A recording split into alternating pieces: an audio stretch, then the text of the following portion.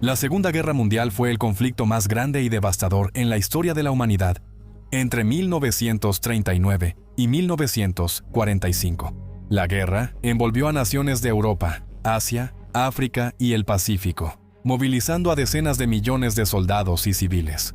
Ciudades enteras fueron destruidas por campañas de bombardeo. Enormes ejércitos se enfrentaron en distintos continentes, y las poblaciones civiles soportaron dificultades inimaginables.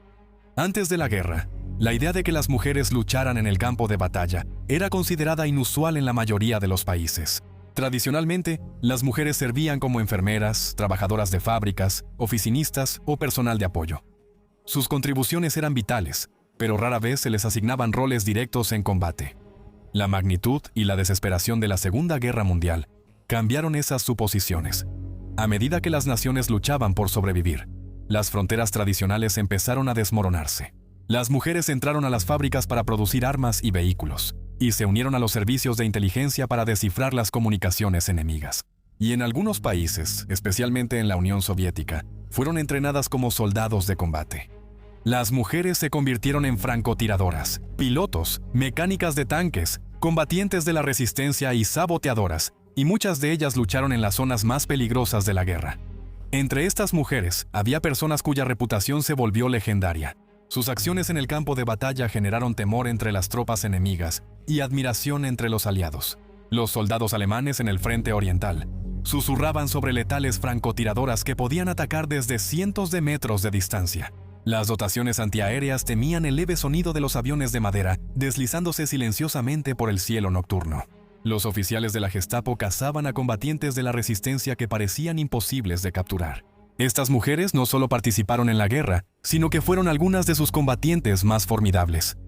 Este documental explora las historias de algunas de las mujeres más aterradoras de la Segunda Guerra Mundial. Francotiradoras que dominaban el campo de batalla, pilotos que gobernaban los cielos, combatientes de la resistencia que desafiaron la ocupación nazi, y las legendarias brujas de la noche, que convirtieron frágiles biplanos en armas de guerra psicológica. Su valentía desafió las expectativas y dejó un legado que aún fascina a los historiadores hoy en día.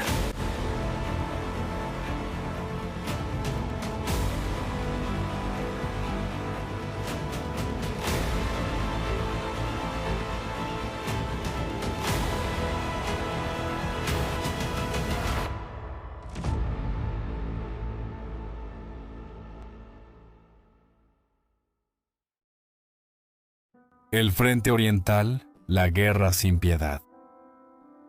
Para entender por qué tantas de las combatientes femeninas más temidas surgieron durante la Segunda Guerra Mundial, es necesario comprender el entorno en el que lucharon. El Frente Oriental fue el escenario más grande y brutal de toda la guerra, cuando la Alemania nazi lanzó la Operación Barbarroja contra la Unión Soviética. El 22 de junio de 1941, inició la invasión más grande en la historia militar. Más de 3 millones de soldados alemanes cruzaron la frontera soviética en un ataque sorpresa masivo, apoyados por miles de tanques y aviones. El ejército alemán avanzó rápidamente. Durante los primeros meses de la invasión, ejércitos soviéticos enteros fueron rodeados y destruidos. Millones de soldados murieron o fueron capturados. Ciudades como Minsk, Smolensk y Kiev cayeron en manos alemanas. Para la Unión Soviética, la invasión fue una lucha por la supervivencia. El liderazgo alemán no veía la campaña como una guerra convencional. La ideología nazi consideraba a la población soviética como inferior y planeaba apoderarse de vastos territorios para el asentamiento alemán. Los civiles fueron sometidos a ejecuciones masivas, trabajos forzados y la inanición. Como resultado, la Unión Soviética movilizó a toda su población para resistir la invasión. Las fábricas fueron desmanteladas y transportadas miles de kilómetros hacia el este, más allá de los montes Urales, y los civiles ayudaron a construir fortificaciones defensivas alrededor de las principales ciudades. Millones se ofrecieron como voluntarios para unirse al Ejército Rojo. Las mujeres fueron una parte fundamental de esta movilización. Más de 800.000 mujeres finalmente sirvieron en las Fuerzas Armadas soviéticas durante la guerra. Muchas trabajaron como médicas, especialistas en comunicaciones o mecánicas, pero miles también sirvieron directamente en funciones de combate. Un área donde las mujeres demostraron ser particularmente efectivas fue el tiro de precisión. Los francotiradores requerían paciencia, disciplina y nervios de acero. Un francotirador podía pasar horas o días escondido en una posición, esperando la oportunidad perfecta para disparar. La precisión y la resistencia mental eran esenciales. Los comandantes soviéticos creían que las mujeres soldado a menudo poseían estas cualidades. Se establecieron escuelas de entrenamiento para preparar a las mujeres como francotiradoras, y muchas graduadas demostraron rápidamente su eficacia. En el campo de batalla, los soldados alemanes pronto descubrieron que algunos de sus enemigos más peligrosos eran mujeres. Ocultas en edificios en ruinas o posiciones en el bosque, el frente oriental se había convertido en un campo de pruebas para combatientes extraordinarias. Lyudmila Pavlichenko, la francotiradora apodada Dama de la Muerte. Una de las francotiradoras más temidas de toda la guerra fue Lyudmila Pavlichenko, una mujer cuyo nombre se volvió legendario entre las tropas alemanas. Nacida en 1916 en la ciudad ucraniana de Bilatserkva, Pavlichenko creció en una sociedad soviética que fomentaba la preparación militar. Cuando era adolescente, se unió a un club de tiro local y rápidamente se ganó una reputación por su puntería excepcional.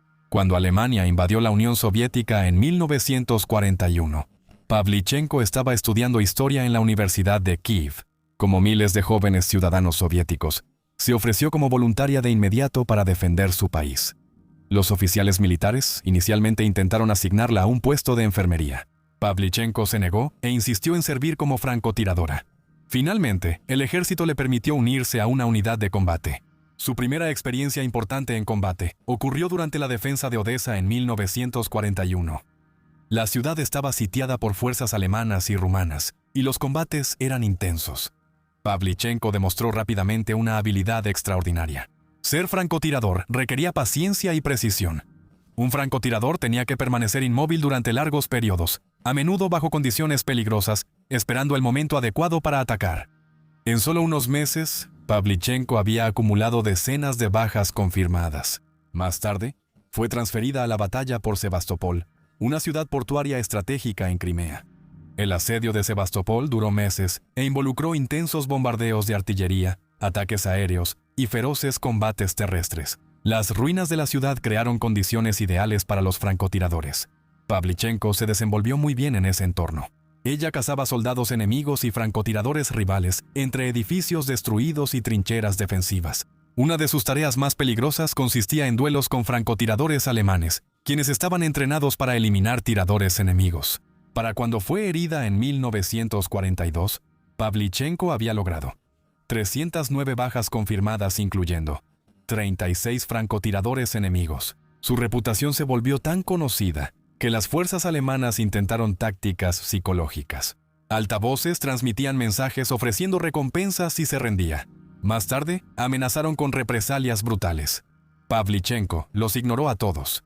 Después de ser herida por fuego de mortero, la retiraron del frente y la enviaron a una gira diplomática por naciones aliadas.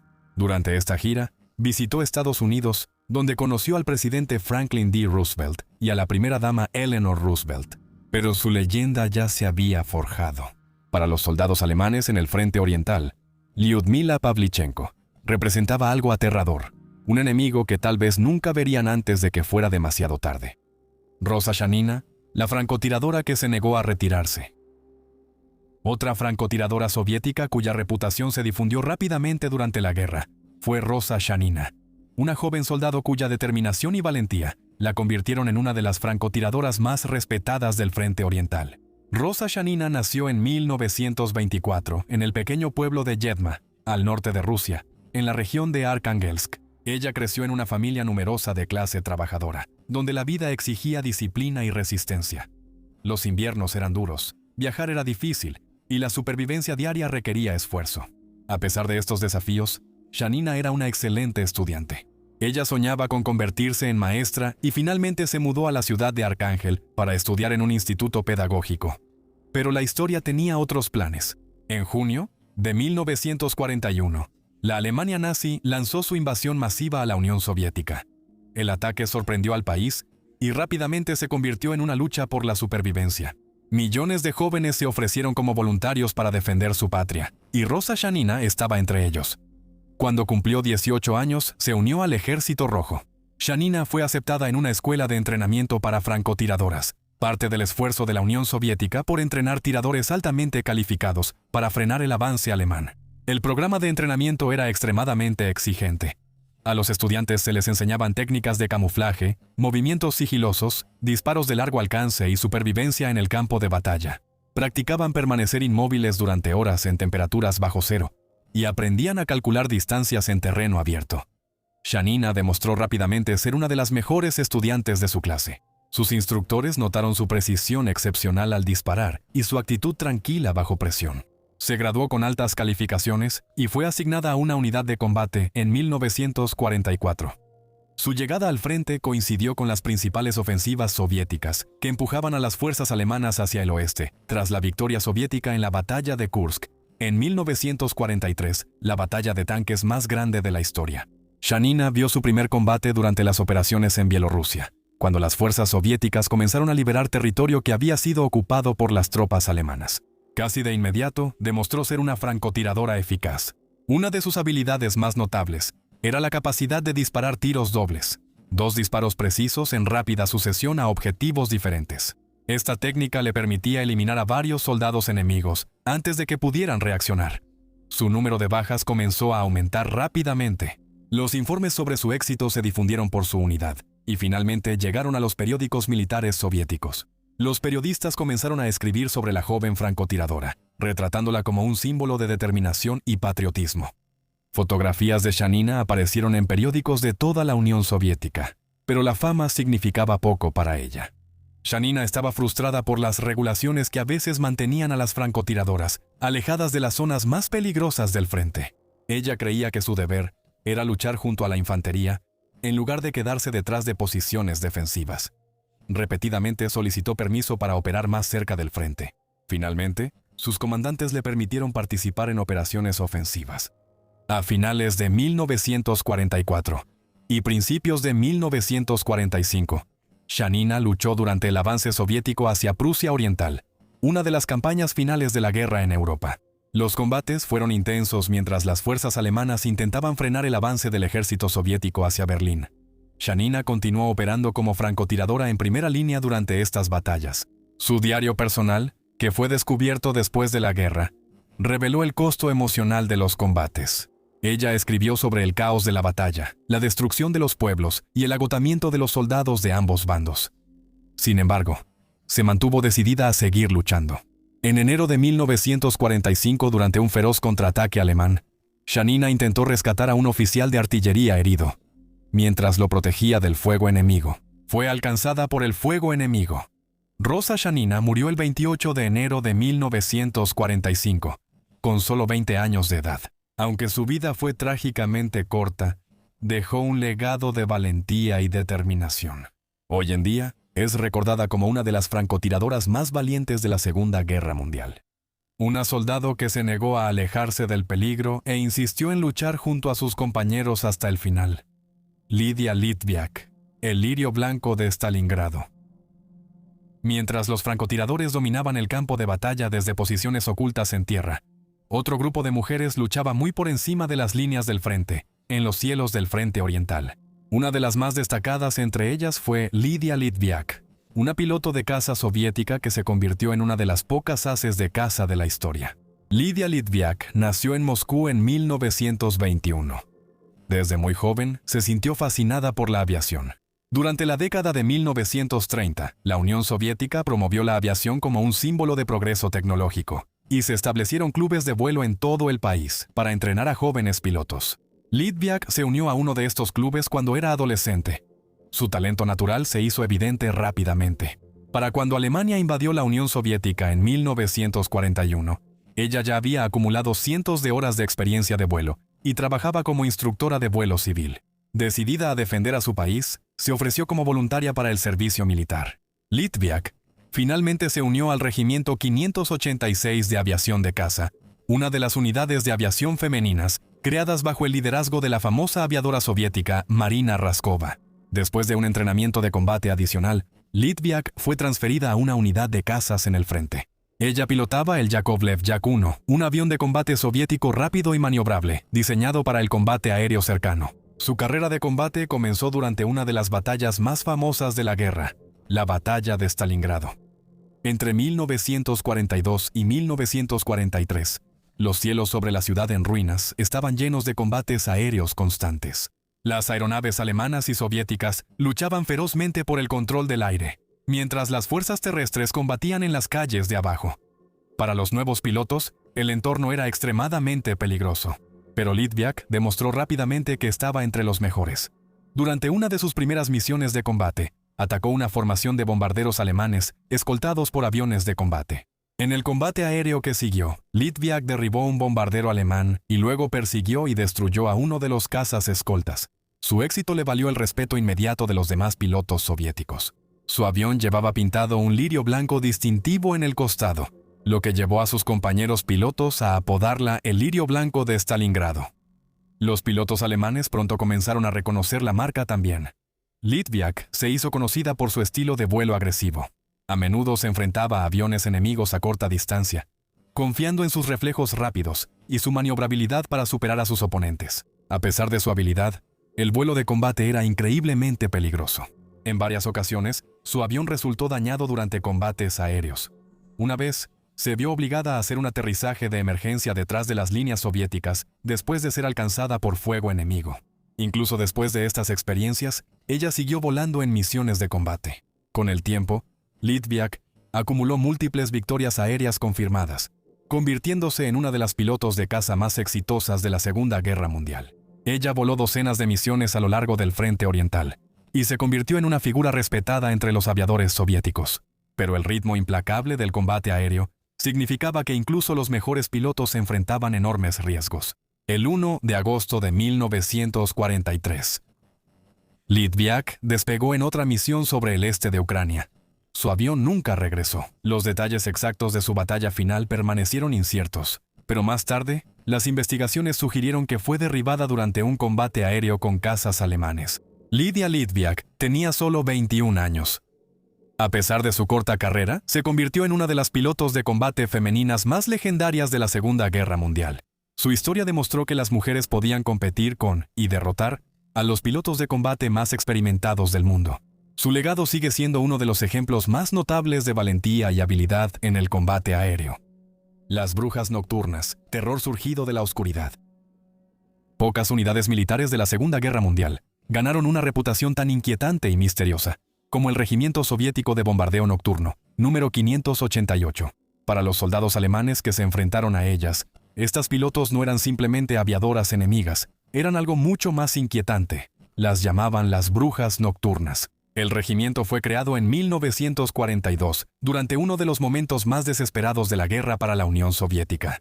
Los ejércitos alemanes se habían adentrado profundamente en territorio soviético y amenazaban ciudades vitales como Stalingrado y las regiones ricas en petróleo del Cáucaso.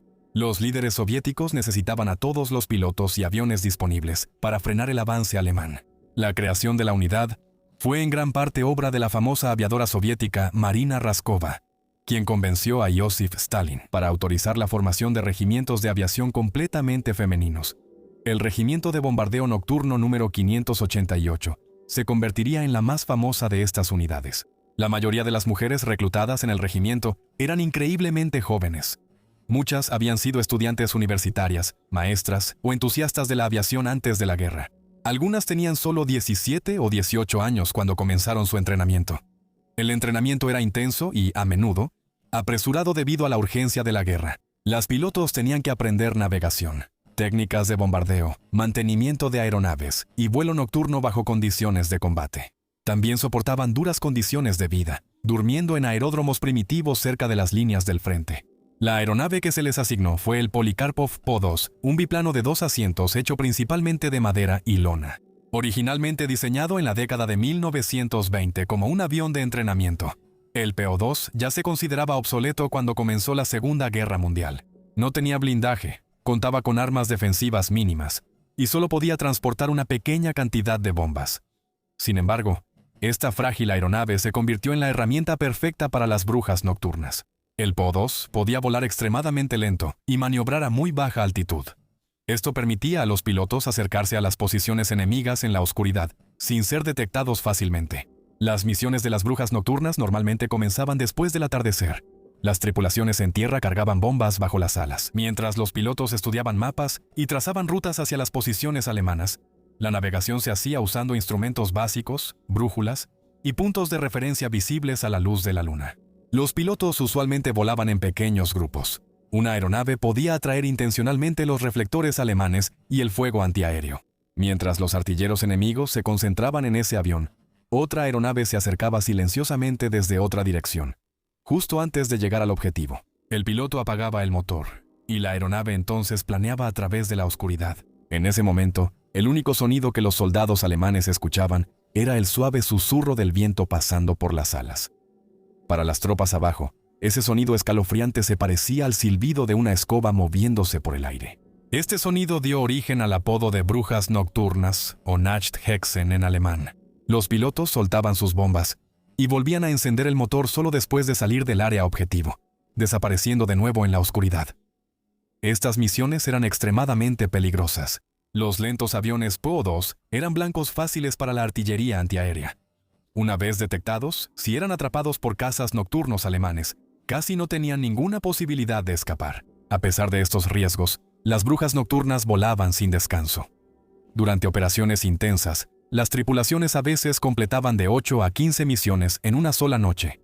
El agotamiento era enorme. Después de aterrizar, los equipos de tierra volvían a cargar rápidamente las bombas y reabastecían de combustible la aeronave antes de que los pilotos despegaran de nuevo. Varios pilotos se hicieron famosos por la cantidad de misiones que completaron. Una de ellas, Nadezhda Popova, voló en más de 850 misiones de combate durante la guerra. En una ocasión, regresó de una misión y descubrió que su aeronave había sido alcanzada por decenas de disparos de la artillería antiaérea alemana. Sin embargo, sobrevivió y voló de nuevo la noche siguiente. El regimiento participó en muchas campañas importantes, incluyendo operaciones en el Cáucaso, Ucrania, Polonia y, finalmente, el avance soviético hacia la propia Alemania. Al final de la guerra, las brujas nocturnas habían realizado más de 23.000 misiones de combate y arrojado miles de toneladas de bombas sobre posiciones alemanas. A 23 miembros del regimiento se les otorgó el título de Héroe de la Unión Soviética, uno de los más altos honores militares del país. Sus tácticas no dependían de bombas pesadas ni de aviones avanzados, en cambio, dependían de la persistencia. Noche tras noche, volvían a atacar a los soldados alemanes que intentaban dormir cerca de las líneas del frente. El suave susurro de las alas en la oscuridad se convirtió en un sonido que temían. Significaba que las brujas nocturnas venían de nuevo. Marina Raskova, la mujer que creó a las brujas nocturnas. Detrás de las legendarias brujas nocturnas estaba una mujer extraordinaria cuya determinación hizo posible toda la unidad. Su nombre era Marina Raskova. Nacida en 1912 en Moscú, Raskova inicialmente estudió música y soñaba con convertirse en cantante de ópera. Pero su vida tomó un giro inesperado cuando se fascinó con la aviación. Durante los primeros años del desarrollo de la aviación soviética en la década de los años 30, la aviación capturó la imaginación del público soviético. Los pilotos eran celebrados como héroes nacionales, y los vuelos que rompían récords eran vistos como símbolos de progreso tecnológico.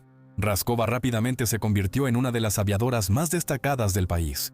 Ella trabajó como navegante, una función encargada de trazar rutas de vuelo y guiar las aeronaves a través de largas distancias. Su habilidad y determinación pronto le valieron el reconocimiento nacional. En 1938, Raskova participó en uno de los vuelos más famosos en la historia de la aviación soviética. Junto a otras dos pilotos, ayudó a volar una aeronave llamada Rodina en un vuelo sin escalas desde Moscú hacia el lejano oriente soviético, batiendo récords. El viaje cubrió más de 5.900 kilómetros. Durante el vuelo, la tripulación se perdió y se quedó con muy poco combustible.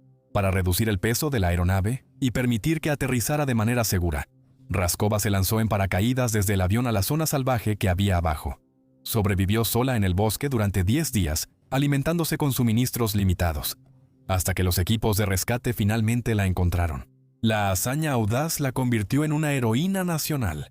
Cuando Alemania invadió la Unión Soviética en 1941, miles de mujeres escribieron cartas pidiendo servir en puestos de combate. La mayoría de las solicitudes fueron ignoradas, pero Raskova tenía influencia. Usando su reputación y conexiones, ella apeló directamente a Joseph Stalin, argumentando que las mujeres debían poder servir como pilotos de combate.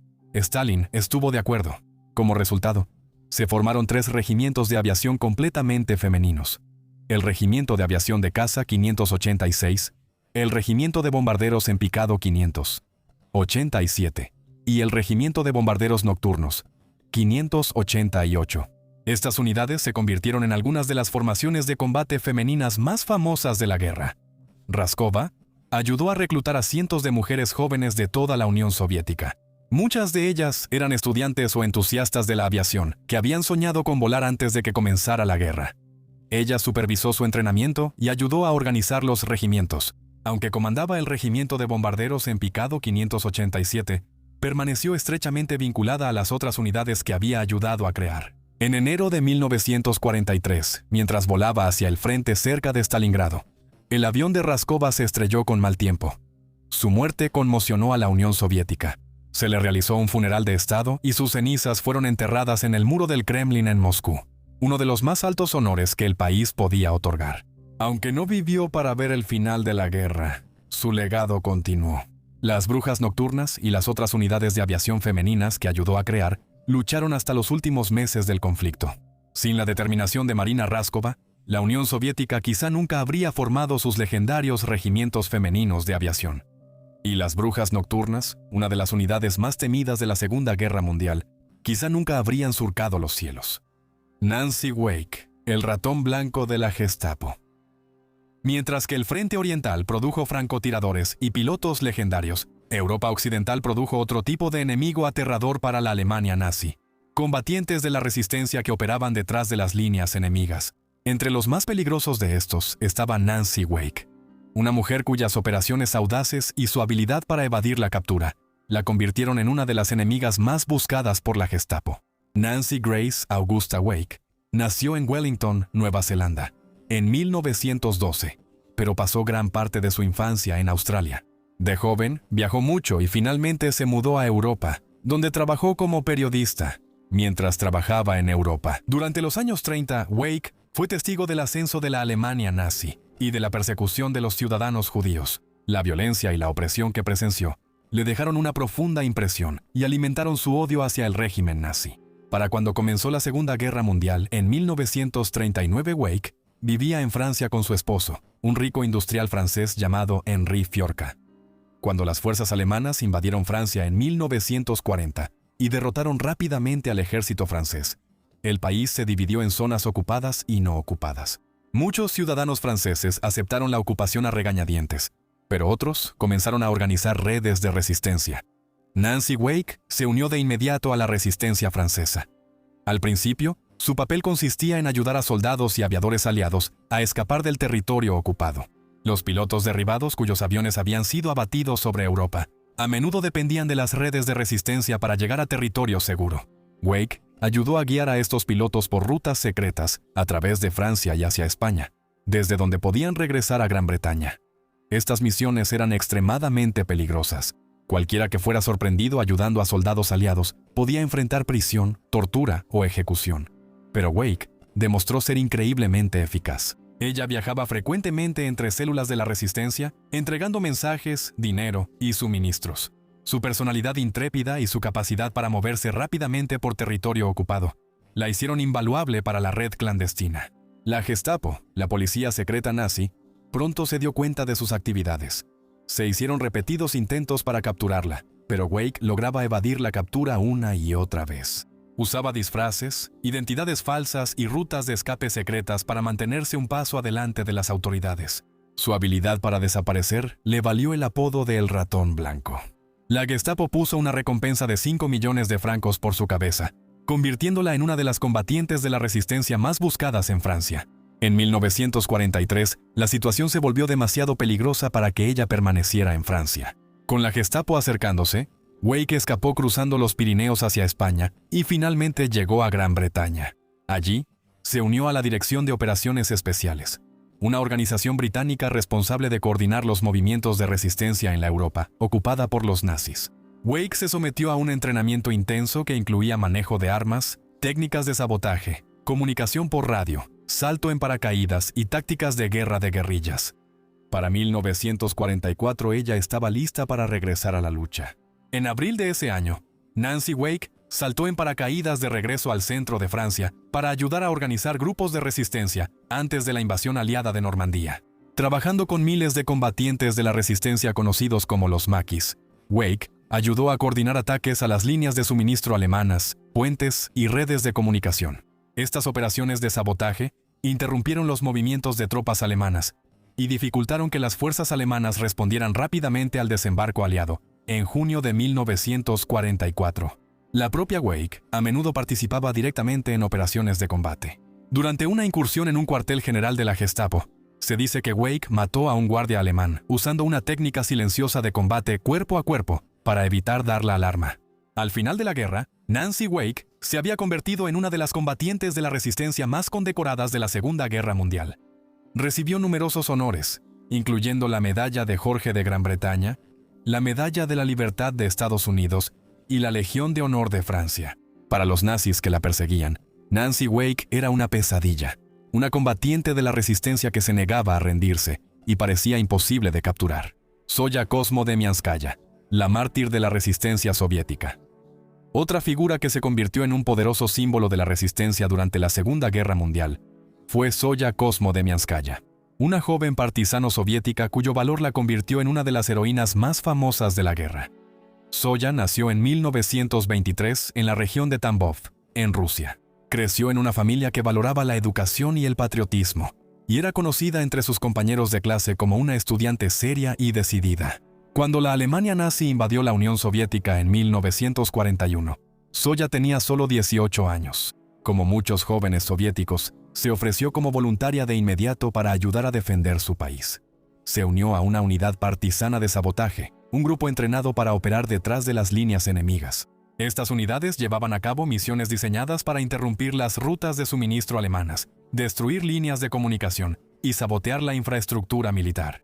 La guerra de partisanos jugó un papel crucial para frenar el avance alemán a través del territorio soviético. La unidad de Zoya operaba cerca de las líneas del frente al oeste de Moscú, durante el invierno de 1941, uno de los periodos más críticos de la guerra. En ese momento, las fuerzas alemanas se habían acercado peligrosamente a la capital soviética. Se ordenó a las unidades partisanas destruir las aldeas e instalaciones que las tropas alemanas estaban utilizando como refugio y para abastecerse. El objetivo era privar al ejército invasor de recursos durante el duro invierno ruso. Durante una de estas misiones de sabotaje, en noviembre de 1941, Zoya intentó incendiar edificios que estaban siendo utilizados por las tropas alemanas. Sin embargo, fue capturada por soldados alemanes. Lo que siguió se convirtió en una de las historias de resistencia más poderosas durante la guerra. Zoya fue brutalmente interrogada y torturada por sus captores. Los alemanes exigieron información sobre su unidad y sus operaciones. Ella se negó a responder. A pesar de los abusos severos, no reveló los nombres de sus compañeros ni la ubicación de los grupos partisanos. El 29 de noviembre de 1941, Zoya Kosmo-Demianskaya fue ejecutada públicamente por ahorcamiento en el pueblo de Petrushevo. Testigos informaron después que antes de su ejecución, se dirigió con desafío a los soldados alemanes y a los aldeanos que observaban. Según relatos soviéticos, declaró que la Unión Soviética derrotaría a Alemania y que miles de partisanos continuarían la lucha. Su valentía ante la muerte se convirtió en un poderoso símbolo de resistencia. Poco después, los periódicos soviéticos publicaron su historia en todo el país. Fotografías y artículos describieron su valentía y sacrificio. Zoya Kosmo-Demianskaya se convirtió en una de las primeras mujeres en recibir el título de Heroína de la Unión Soviética, el más alto honor militar del país. Su historia inspiró a miles de jóvenes ciudadanos soviéticos a unirse a los grupos partisanos que luchaban detrás de las líneas alemanas. Incluso hoy en día, ella sigue siendo una de las figuras más famosas de la resistencia soviética durante la Segunda Guerra Mundial. Su historia representa no solo el valor en la batalla, sino también el poder desafiar la opresión, como combatientes que el enemigo nunca esperaba. Cuando la Segunda Guerra Mundial finalmente llegó a su fin en 1945, el mundo enfrentó el enorme desafío de reconstruirse después de años de destrucción. Ciudades enteras estaban en ruinas. En toda Europa y Asia, millones de familias lloraban a sus seres queridos perdidos, y las naciones luchaban por recuperarse de las cicatrices económicas y emocionales que dejó el conflicto. Para muchas de las mujeres que habían luchado durante la guerra, el fin de los combates trajo un regreso complicado a la vida civil. Algunas regresaron a universidades y carreras que habían sido interrumpidas por la guerra, mientras que otras lucharon por adaptarse a sociedades que a menudo esperaban que volvieran silenciosamente a los roles tradicionales. A pesar de sus contribuciones en el campo de batalla, Muchas veteranas descubrieron que sus experiencias de guerra no siempre fueron plenamente reconocidas en los años inmediatamente posteriores al conflicto. Sin embargo, sus historias perduraron. Historiadores e investigadores comenzaron poco a poco a descubrir la magnitud de los papeles que las mujeres desempeñaron durante la Segunda Guerra Mundial. Lo que surgió fue un panorama extraordinario de valentía, determinación y resiliencia. Las mujeres no solo apoyaron el esfuerzo de guerra, sino que también lucharon directamente en las líneas del frente. Juntas, estas mujeres representan solo una pequeña parte de la historia más amplia de las mujeres en la Segunda Guerra Mundial. En todo el mundo, millones de mujeres contribuyeron a la lucha contra el fascismo y la agresión. Trabajaron en fábricas produciendo tanques, aviones y armas. Sirvieron como enfermeras y paramédicas. En el campo de batalla, descifraron las comunicaciones enemigas, transportaron suministros y organizaron movimientos de resistencia. Algunas pilotearon aviones, algunas lucharon con rifles, y algunas dieron la vida frente a los soldados que las enfrentaban. Durante la guerra, estas mujeres fueron enemigos aterradores, francotiradoras ocultas en ciudades en ruinas, pilotos que aparecían silenciosamente en el cielo nocturno, o combatientes de la resistencia que atacaban inesperadamente desde las sombras. Pero para la historia, se convirtieron en algo más, se convirtieron en símbolos de valentía. Sus historias nos recuerdan que el valor en la guerra no está definido por el género, la nacionalidad o el origen. Está definido por la disposición a enfrentarse al peligro y defender lo que uno cree que es correcto. Las mujeres que lucharon en la Segunda Guerra Mundial no solo participaron en la historia, sino que ayudaron a darle forma. Y su legado sigue inspirando a nuevas generaciones a recordar los sacrificios y el valor de quienes vivieron uno de los capítulos más oscuros de la humanidad.